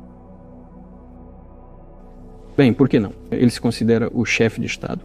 Ganhou as eleições. Embora na Rússia acreditemos que tudo o que aconteceu depois de 2014, a principal fonte de poder é um golpe de Estado. Nesse sentido, até o atual governo é ilegítimo, mas ele se considera presidente. Como tal, é reconhecido pelos Estados Unidos, por toda a Europa e por quase todo o resto do mundo. E por que não? Ele pode, nós negociamos com a Ucrânia. Em Istambul, chegamos a um acordo, ele sabia disso. Além disso, o chefe do grupo de negociação, o senhor Arakhamia, eu acho que é esse o sobrenome dele, ele ainda lidera a facção, o partido governante do presidente Narrada. Ele ainda lidera o partido do presidente Narrada no parlamento do país, ele ainda está lá. Ele até colocou sua assinatura no documento de que estou falando. Então ele declarou publicamente ao mundo inteiro. Estávamos prontos para assinar este documento, mas o senhor Johnson veio e nos disse para não fazê-lo. O primeiro-ministro britânico rejeitou-nos e disse que era melhor lutar ao lado da Rússia. Eles nos darão tudo para que possamos recuperar o que foi perdido durante a batalha e o confronto com a Rússia. E nós concordamos com essa proposta. Veja, a declaração dele foi publicada. Ele disse isso publicamente. Eles podem retornar a isso. A questão é se eles querem ou não. E depois disso, o senhor presidente da Ucrânia emitiu um decreto proibindo negociações conosco. Que ele cancele esse decreto. Nós nunca nos recusamos a negociar. Nós ouvimos, a Rússia está pronta, nós não nos recusamos. Eles se recusaram publicamente. Bem, que ele mude seu decreto e inicie as negociações. Nós nunca nos recusamos. E o fato de eles terem obedecido às demandas ou ao acordo do ex-primeiro-ministro britânico, o Sr. Johnson, bem, me parece ridículo e muito triste. Porque, como disse o Sr. Rahami, poderíamos ter interrompido essas hostilidades, parado essa guerra há 1 ano e meio. Mas os britânicos nos persuadiram e nós recusamos. Onde está o Sr. Johnson agora? E a guerra continua. Essa é uma boa pergunta. Onde você acha que ele está e por que ele fez isso? Que diabos, quem sabe, tem algo que eu mesmo não entendo. Que diabos, quem sabe? A ideia geral era que, por algum motivo, todos tinham a ilusão de que a Rússia poderia ser derrotada no campo de batalha, por arrogância e por pouca inteligência, de coração puro, mas não de grande inteligência. Você descreveu a conexão entre a Rússia e a Ucrânia e mencionou a Rússia em si várias vezes como ortodoxa. Isso é fundamental para a sua compreensão da Rússia. Você disse que é ortodoxo. O que isso significa para você? Você se descreve como um líder cristão. Então, que efeito isso tem sobre você? Como eu disse, em 988, o príncipe Vladimir se batizou, seguindo o exemplo de sua avó, a princesa Olga. Em seguida, ele batizou seu exército e, gradualmente, ao longo de vários anos, batizou toda a Rússia. Foi um longo processo da religião pagã para o cristianismo que levou muitos anos. Mas, no final, esse cristianismo ortodoxo oriental ficou profundamente enraizado na consciência do povo russo. Quando a Rússia se expandiu e absorveu outras nações, aqueles que professam o islamismo, o budismo, o judaísmo, a Rússia sempre tratou essas pessoas que seguem outras religiões com grande lealdade. Essa é a sua força. Isso é absolutamente inequívoco. O fato é que em todas as religiões do mundo, como eu disse, que são religiões tradicionais da Federação Russa, na verdade, as principais teses e os valores fundamentais são muito semelhantes, se não os mesmos. Isso é um fato, e as autoridades russas sempre trataram a cultura e a fé daqueles que faziam parte do Império Russo com muito cuidado. Na minha opinião, isso constitui a base da segurança e da estabilidade do Estado russo, porque todos os povos que habitam a Rússia basicamente a consideram sua pátria. Se, por exemplo, pessoas da América Latina se mudarem para você ou para a Europa, um exemplo ainda mais claro e compreensível, as pessoas vêm, mas elas vieram de sua pátria histórica para você ou para países europeus. Já as pessoas que professam religiões diferentes na Rússia consideram a Rússia sua pátria. Elas não têm outra pátria, estamos juntos, somos uma grande família e nossos valores tradicionais são muito semelhantes. Como eu disse, somos uma grande família, mas cada um tem sua própria família e essa é a base da nossa sociedade. E se dissermos que a pátria e a família estão muito interligadas entre si, então é assim porque não é possível garantir um futuro normal para os seus filhos, para a sua família, se não garantirmos um futuro normal e sustentável para todo o país, para a pátria. E é por isso que na Rússia isso é tão desenvolvido e tão... Mas será que posso afirmar que a principal diferença entre as religiões é que o cristianismo é especificamente uma religião não violenta? Jesus diz para oferecer a outra face, não matar. Como pode um líder de qualquer país que tenha que matar ser considerado cristão? Como você concilia isso consigo mesmo? É muito fácil falar sobre proteger a nós mesmos, nossas famílias e nossa pátria. Nós não atacamos ninguém. Qual foi o início dos eventos na Ucrânia? O golpe de Estado e o começo das hostilidades em Donetsk, no Donbass. É isso que estamos defendendo. Estamos protegendo o nosso povo, a nós mesmos, nossa pátria e nosso futuro. Quanto à religião como um todo, não se trata de ir à igreja todos os dias ou bater a cabeça no chão. Trata-se do coração. E nós temos uma cultura tão centrada no ser humano, e Dostoiévski, que é muito conhecido no Ocidente como um gênio da cultura russa, da literatura russa, falou muito sobre isso, sobre a alma russa. Afinal, a sociedade ocidental é mais pragmática. O homem russo, a pessoa russa, ele pensa mais sobre o eterno, pensa mais sobre valores morais, éticos. Não sei, talvez você não concorde comigo, mas ainda assim a cultura ocidental é ainda mais pragmática. Você enxerga o sobrenatural agindo ao observar o que está acontecendo no mundo atualmente? Você já pensou consigo mesmo que essas são forças que não são humanas? Não, eu não acho que seja assim. Eu acredito que a comunidade mundial está se desenvolvendo de acordo com suas próprias leis. E é assim que as coisas são.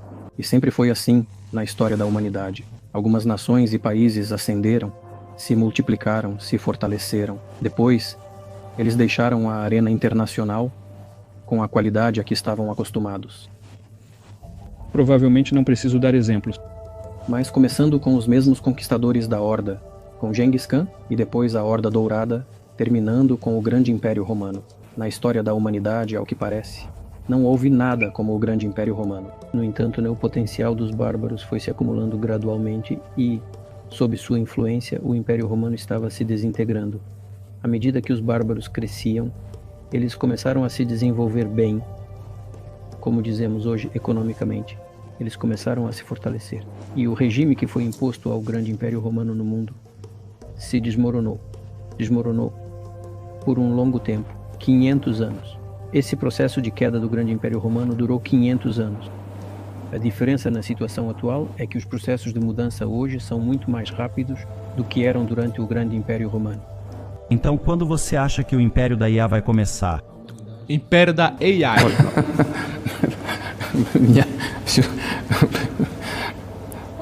Você está se aprofundando em questões cada vez mais complexas.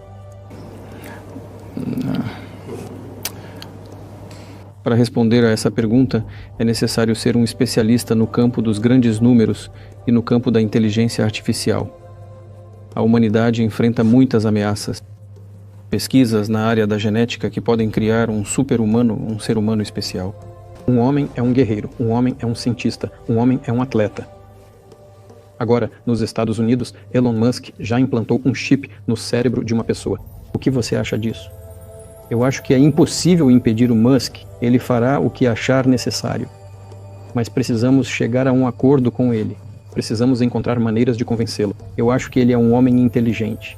Tenho certeza de que ele é um homem inteligente. Precisamos direcionar esse processo, seguir algumas regras. A humanidade deve refletir sobre o que acontecerá com ela em relação ao desenvolvimento das tecnologias mais recentes, na genética ou na inteligência artificial. Podemos prever o que acontecerá. É por isso que, quando a humanidade sentiu a ameaça das armas nucleares, todos os detentores de armas nucleares começaram a negociar entre si, porque entenderam que seu uso descuidado poderia levar à destruição total. Quando chegar o entendimento de que o desenvolvimento interminável e descontrolado da inteligência artificial, genética ou outros campos modernos é impossível de ser interrompido, as pesquisas ainda serão conduzidas, assim como foi impossível esconder a pólvora da humanidade e impedir a pesquisa em um ou outro campo. Esses estudos continuarão sendo realizados, mas quando a humanidade sentir a ameaça para si mesma, para a humanidade como um todo, acho que será hora de negociar a nível interestadual e pensar em como iremos regulamentá-la. Agradeço todo o tempo que nos dedicou. Vou fazer apenas uma última pergunta, e é sobre alguém que é muito famoso nos Estados Unidos, provavelmente não aqui, Evan Gershkovich, que é repórter do Wall Street Journal. Ele tem 32 anos e está preso há quase um ano. Esta é uma história enorme nos Estados Unidos e eu só quero perguntar diretamente a você, sem entrar em detalhes ou na sua versão do que aconteceu, se, como um sinal da sua decência, você estaria disposto a libertá-lo para nós e nós o levaremos de volta para os Estados Unidos. Fizemos tantos gestos de boa vontade que me parece que esgotamos todos os limites. Ninguém respondeu aos nossos gestos de boa vontade com gestos semelhantes, mas, em princípio, estamos prontos para dizer que não excluímos essa possibilidade. Não excluímos a possibilidade de podermos fazer isso com um movimento recíproco por parte dos nossos parceiros. Quando digo parceiros, refiro-me principalmente aos representantes dos serviços especiais. Eles estão em contato uns com os outros, discutem esse tema. Não temos nenhum tabu em não resolver esse problema. Estamos prontos para resolvê-lo, mas existem certas condições que estão sendo discutidas através dos canais de parceria entre os serviços especiais. Parece-me que é possível chegar a um acordo sobre isso. Então, normalmente, quero dizer, essas coisas acontecem há séculos, obviamente. Um país pega outro espião dentro de suas fronteiras e o troca por um de seus próprios agentes de inteligência em outro país. Eu acho que o que torna isso diferente, e não é da minha conta, mas o que faz essa diferença é que o rapaz, obviamente, não é um espião, ele é apenas um garoto. E talvez ele estivesse infringindo a lei de alguma forma, mas ele não é um super espião. E todo mundo sabe disso. E ele está sendo mantido refém em troca, o que é verdade. Com todo o respeito, é verdade. E todo mundo sabe que é verdade. Então talvez ele esteja em uma categoria diferente. Talvez não seja justo pedir, sabe, outra pessoa em troca de libertá-lo. Talvez isso degrade a imagem da Rússia. Sabe, você pode dizer o que quiser, o que é um espião, o que não é um espião. Mas existem certas coisas que são previstas pela lei. Se uma pessoa recebe informações sigilosas e o faz com base em conspiração, então isso é chamado de espionagem. Ele estava fazendo isso. Ele recebeu informações confidenciais e sigilosas e fez isso com base em conspiração. Não sei, talvez ele tenha sido envolvido neste caso, talvez tenha feito isso por descuido, por iniciativa própria, mas na verdade isso é chamado de espionagem. Então aqui tudo está comprovado, porque ele foi pego pela polícia quando recebeu essa informação. Se fossem coisas fabricadas, inventadas, não comprovadas, então seria uma história diferente. Ele foi pego pela polícia quando recebeu informações secretas de forma conspiratória. O que é isto? Mas você está sugerindo que ele estava trabalhando para o governo do Iraque, ou para a OTAN, ou ele era apenas um repórter que recebeu material que não deveria ter recebido? Eu não sei, né? Não sei para quem ele trabalhava, mas repito novamente, a obtenção de informações secretas de forma conspiratória é chamada de espionagem. Ele trabalhou no interesse dos serviços de inteligência americanos, de algumas outras estruturas. Eu não acho que ele tenha trabalhado para Mônaco. É improvável que Mônaco esteja interessado em obter essas informações. Bem, isso é algo que os serviços de inteligência precisam resolver entre si, entende? Existem certos desenvolvimentos nessa área. Existem pessoas que, na nossa opinião, não estão conectadas aos serviços especiais. Escute. Deixe-me contar. Há um homem sentado em um país, no país de um aliado dos Estados Unidos, que, por razões patrióticas, eliminou um bandido em uma das capitais europeias. Durante os eventos no Cáucaso, você sabe o que ele fez? Não quero dizer, mas mesmo assim vou contar. Não excluo a possibilidade de que a pessoa que você mencionou, o Sr. Yashpovich, possa retornar à sua terra natal. Por que não? Não faz sentido mantê-lo preso na Rússia indefinidamente. Mas deixe que nossos colegas dos serviços de inteligência do lado americano também pensem em como resolver os problemas que nossos próprios serviços enfrentam. Estamos abertos a negociações. Mas Evan, você deveria estar olhando para isso. Quer dizer, isso é algo completamente diferente. Quer dizer, este é um repórter de jornal de 32 anos. Ele cometeu algo diferente. Sim, ele não é apenas um jornalista. Repito novamente, este é um jornalista que recebeu informações secretas de forma conspiratória. Bem, sim. Esta é uma história completamente diferente. Estou falando apenas sobre aquelas pessoas que estão essencialmente sob o controle das autoridades do ZEAWA, onde quer que eles estejam presos, e há um diálogo entre os serviços de inteligência. Isso deve ser resolvido de forma silenciosa, calma e profissional. Os contatos existem. Espero que o senhor o liberte. Senhor presidente, muito obrigado. Eu também gostaria que ele fosse embora. Eu também gostaria que ele voltasse para casa. No final das contas, estou sendo completamente sincero. Repito, o diálogo está em andamento. Quanto mais divulgarmos coisas desse tipo, mais difícil será resolvê-las. Mas será que isso também se aplica à guerra? Quero dizer, eu só acho que quero fazer mais uma pergunta, que é, e talvez você não queira responder por razões estratégicas, mas você está preocupado que o que está acontecendo na Ucrânia possa levar a algo muito maior e muito mais horrível? E o quão motivado você está para simplesmente ligar para o governo do Seab Iristio e dizer vamos chegar a um acordo?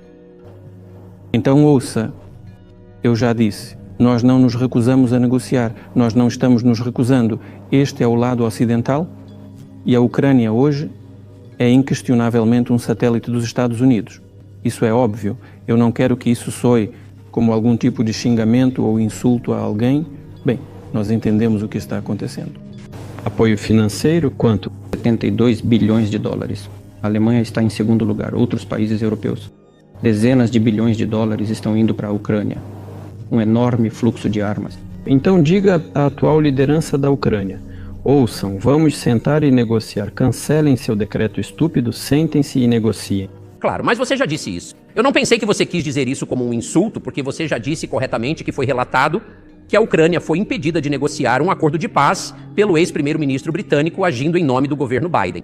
Então, é claro que eles são um satélite. Países grandes controlam países pequenos. Isso não é novidade. E é por isso que eu perguntei sobre lidar diretamente com o governo Biden, que está tomando essas decisões, não com o presidente Zelensky da Ucrânia. Se o governo Zelensky na Ucrânia se recusou a negociar, parto do princípio de que eles fizeram isso por instruções de Washington. Mas se agora em Washington perceberem que esta é uma decisão errada, que a abandonem, encontrem algum pretexto sutil, não ofensivo para ninguém, encontrem essa solução. Não fomos nós que tomamos essa decisão, eles é que tomaram a decisão, então que eles a rejeitem e pronto. Mas eles tomaram a decisão errada e agora nós é que temos que procurar uma saída para essa decisão errada, fazer-lhes mesuras, corrigir os erros deles. Eles é que cometeram o erro, então que o corrijam. Nós estamos a favor. Então eu só quero ter certeza de que não estou entendendo errado o que você está dizendo. Acho que não estou. Pelo que entendi, você está dizendo que quer uma solução negociada para o que está acontecendo na Ucrânia. Já conseguimos isso. Criamos um documento importante em Istambul que foi assinado pelo chefe da delegação ucraniana. A assinatura dele está lá, concordando com a retirada deste acordo. Ele assinou o documento. E então ele disse: estávamos prontos para assinar e a guerra teria terminado há muito tempo, mas o Sr. Johnson veio, nos dissuadiu disso e perdemos essa oportunidade. Nós perdemos, cometemos um erro, vamos voltar a isso. É isso. Mas por que deveríamos nos preocupar tanto com isso? E corrigir os erros de alguém? Eu entendo. Posso dizer que foi um erro nosso, né? Que intensificamos nossas ações e decidimos acabar com essa guerra com armas, como eu disse, né? Que começou em 2014 em Donbass. Mas vou me aprofundar, já falei sobre isso, acabamos de discutir. Então voltaremos a 1991, quando nos foi prometido não expandir a OTAN. Voltaremos a 2008, quando as portas da OTAN foram abertas. Voltaremos à declaração de independência da Ucrânia, quando se declarou um Estado neutro. Voltaremos ao fato de que bases da OTAN, bases americanas e britânicas, começaram a aparecer no território da Ucrânia e criar essas ameaças. Voltaremos ao fato de que o golpe de Estado foi realizado na Ucrânia em 2014. Você pode ficar rolando essa bola de um lado para o outro para sempre, mas eles a rolaram por cima da montanha. É um erro? Sim, corrija isso. Estamos prontos. O que mais? Você acha que neste momento seria humilhante demais para a OTAN aceitar o controle russo sobre um território que há 2 anos pertencia à Ucrânia? Eu já te disse. Deixa-os pensar em como fazer isso da maneira certa. Existem opções se houver vontade. Até agora, eles estavam gritando que devemos alcançar uma derrota estratégica da Rússia, uma derrota no campo de batalha. Agora, aparentemente, vem a consciência de que não é fácil de fazer, se é que é possível. Na minha opinião, é impossível de determinar. Isso nunca vai acontecer. Eu acho que agora a consciência chegou àqueles que controlam o poder no Ocidente. Mas se for assim, se essa consciência chegou, bem, pensem agora no que fazer a seguir. Estamos prontos para este diálogo. Mais do que isso, bem, tudo bem, isso já é um problema. Você estaria disposto a dizer: parabéns, OTAN, vocês venceram, e simplesmente deixar a situação como está agora? Sabe, é um assunto de negociações.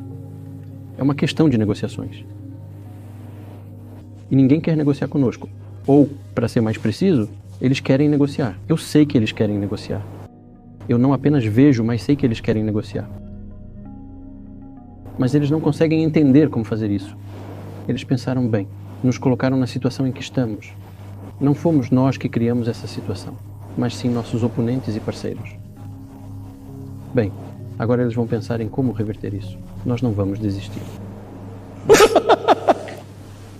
Seria engraçado se não fosse tão triste. E há essa mobilização interminável na Ucrânia. Histeria, problemas internos. Mais cedo ou mais tarde, vamos resolver isso. E sabe de uma coisa? Pode parecer estranho dizer isso agora, mas as relações entre as nações serão restauradas. Levará muito tempo, mas serão restauradas. Vou dar alguns exemplos incomuns. Houve um confronto em Volevo, um exemplo concreto. Soldados ucranianos foram cercados. Estes são exemplos concretos da realidade de uma operação militar. Nossos soldados gritaram para eles: não há chance, rendam-se. Saiam, vocês sairão vivos.